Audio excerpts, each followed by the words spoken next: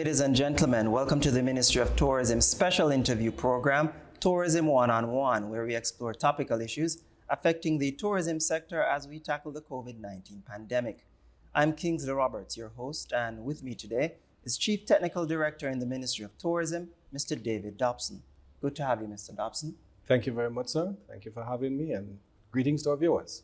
Today, we continue our discussion on the role that the Ministry's Policy Formulation and Technical Coordination Division plays in the development and implementation of Jamaica's tourism policies and other issues relating to the COVID-19 recovery effort. Mr. Dobson, just expound for us on the work of the division as it relates to technical coordination. So technical coordination involves many things, as the word implies. Technical coordination also has a lot to do with policies and a lot of technical components of it, such as those things to do with environmental issues and all of that. There is a great deal of planning that has to do with the development of policies as well, and implementation. Right. And also, when we're developing policies, you may find a need. For example, I cite a specific example. If you are going to implement, for example, the resilient corridor, which we did as part of the response to COVID-19, the tourism resilient corridor would have to be properly explained.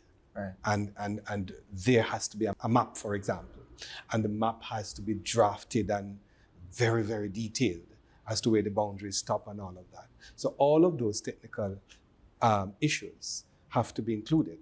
In addition, we have to review a lot of policy and legislative documents that come from other ministries and agencies. And then we have to bring our technical experts to the table to provide the best responses. And those are examples, but technical coordination span a wide range, a variety of issues. So how would the division have been forced then to adjust its operation in light of COVID-19? Wow, that's a huge question, because initially we were not quite sure what steps to take, where exactly is COVID going, and what are we expected to do. And as most persons would recall, that initially when COVID-19 struck, tourism went from its highest level that we would have achieved over decades to zero almost. And our interest at the time would have been, one, how do we get back to pre-COVID levels? And two, how do we take a deeper look to say, when we rebound, what changes do we require to make Jamaica a bit more competitive and to develop a little more inclusiveness, etc., in our product. And so our heads went to the table, and a lot of thought processes were involved in that. Okay, so what role did your division play in the overall COVID-19 recovery effort from the early stages up to now? So one of the early responses was the establishment of a COVID-19 task force, and members of my team, including myself, would have been members of that task force, as well as the secretariat for the task force would have resided within the division. Okay. And so out of those meetings and discussions, we would have collected the necessary data and information, and we would have reviewed them consistently to determine what policy direction would be coming out of them, so that we could... So that task force was pulled together by... The Minister of Tourism would have pulled together the team and appointed members, many of whom were external persons and experts in their various rights and persons from the sector. And this task force met quite frequently, sometimes more than once per week.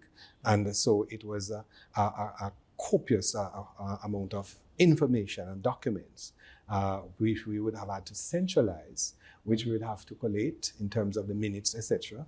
And then we would have to review them constantly to determine what can we take going forward in order to rebound from this COVID-19. So what role did the division play in the development and implementation of the resilient corridors? So the resilient corridor was one that came out of that task force, Right. and having brought the idea to the table and the various issues impacting that decision, then it would have been the role of the policy division to then flesh it out in details. And one, we as I said, we would have to play that role of determining the boundaries for the corridor. Where does it start and where does it end? And thereafter, we would have had to make cabinet submissions to cabinet for its approval. And thereafter, too, the corridor would have been adjusted a few times to include, for example, initially, the corridor was just for, certain size facilities and with direct access, to the main corridor. And subsequently, there would have been other places, other corridors added to make it a continuous corridor, so that you gradually expand the tourism product. At one point, attractions, for example, were not included. It was only accommodation, and gradually you find different subsectors of tourism product being included into the corridor. So you spoke about cabinet submission. So your division would be critical to providing information. To providing the support and information for the submission. Okay, because the corridors are referenced in the Disaster Risk Management Act, right? They are. They are. So each time that these adjustments have to be made, we have to look at it carefully. And as I said before, the corridor, you don't just describe the boundaries, but you have to physically draw maps to reflect the boundaries as well. Okay. So what are some of the initiatives your division will be undertaking this year in light of the pandemic? Wow. We do have quite a number of initiatives during the pandemic. And one of them, as we said, we took a deep look at where we were, and we thought that it probably was a good idea to see if we could take a broad approach that could really address a number of issues that we would have had in the past, and we want to really pin down. One of them was the question of how does Jamaica benefit a little better, the Jamaican's economy benefit a little better from tourism. Two, how do locals become a little more inclusive in the tourism product? And three, how do we make the tourism product more resilient, and so that we can stand up to all the different disasters, etc., that come? And with all those thought processes, we thought that we would have been practicing a particular type of tourism over the years. It is stronger in accommodation, and the accommodation were predominantly large hotels that are like all-inclusive.